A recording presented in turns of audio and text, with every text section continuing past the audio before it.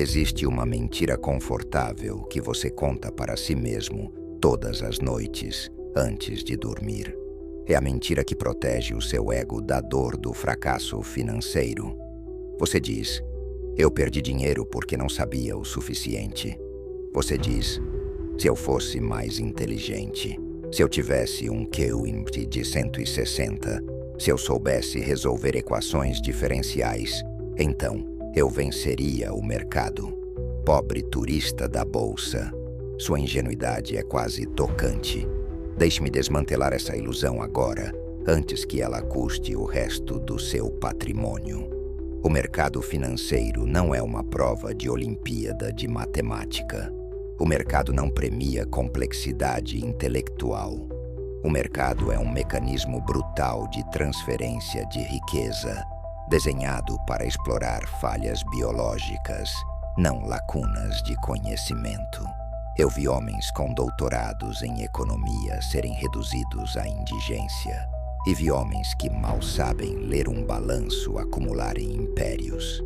A diferença não é inteligência, é estômago, é temperamento, é a capacidade de suprimir o primata interior.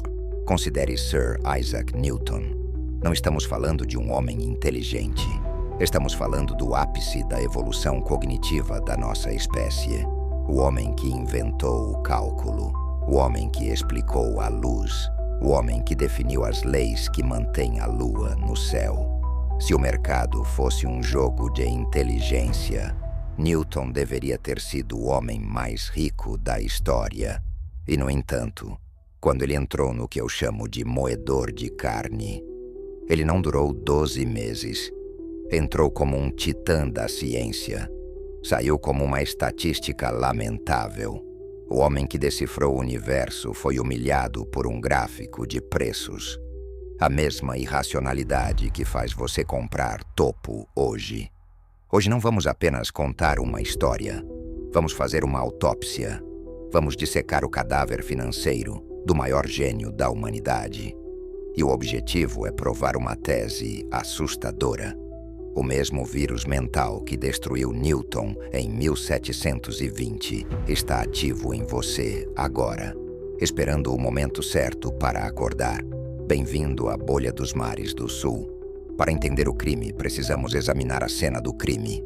Londres, 1720. A Grã-Bretanha estava quebrada, o governo vivia de dívida. E nesse cenário surge o que chamamos de deslocamento. O deslocamento é o gatilho de toda a bolha. Uma mudança que faz investidores perderem a prudência. Em 2000 foi a internet. Em 2020 foi a impressão de dinheiro. Em 1720 foi a South Sea Company.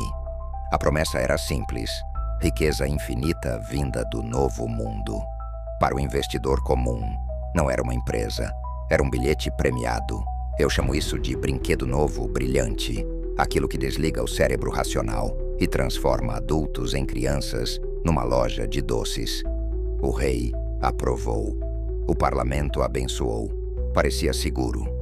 Newton analisou, comprou e ganhou dinheiro. E esse foi o início do fim. Porque a South Sea nunca foi um negócio real. Era engenharia financeira.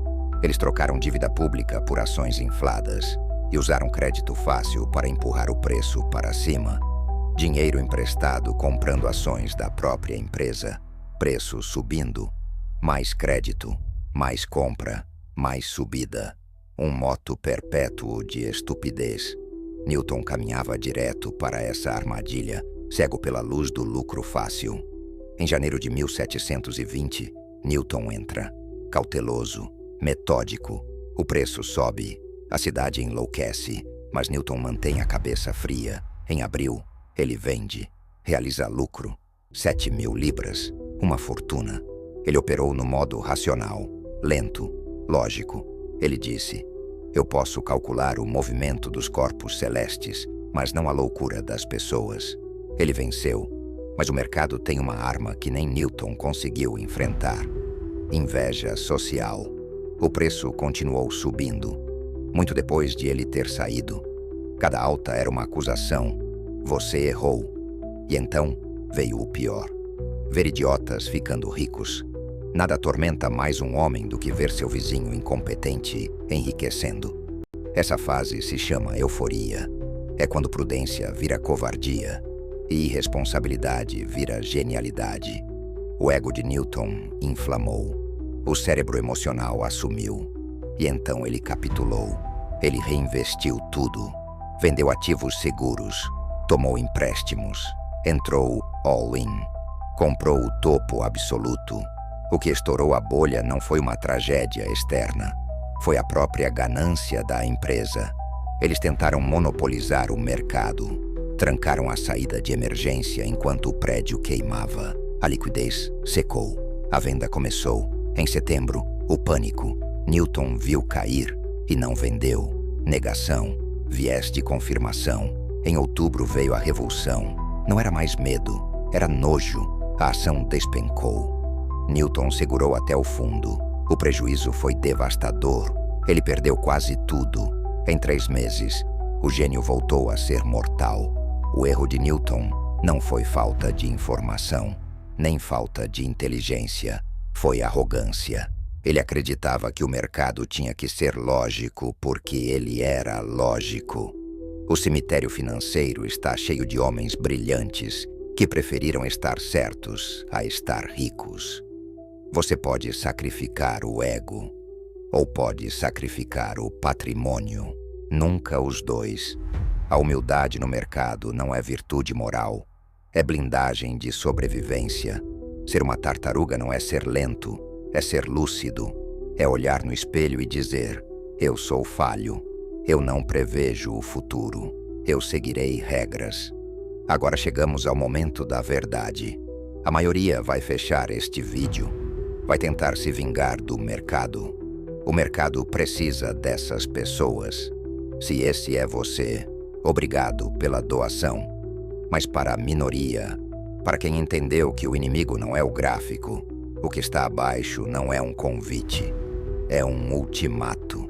Aqui nós matamos a fantasia de riqueza rápida e ensinamos a arte chata de nunca quebrar. Não entre se busca validação. Entre se busca uma armadura lógica. Prove que você não é apenas mais um Newton moderno. A lista está aberta. Mas, sendo honesto, eu duvido que você tenha coragem suficiente.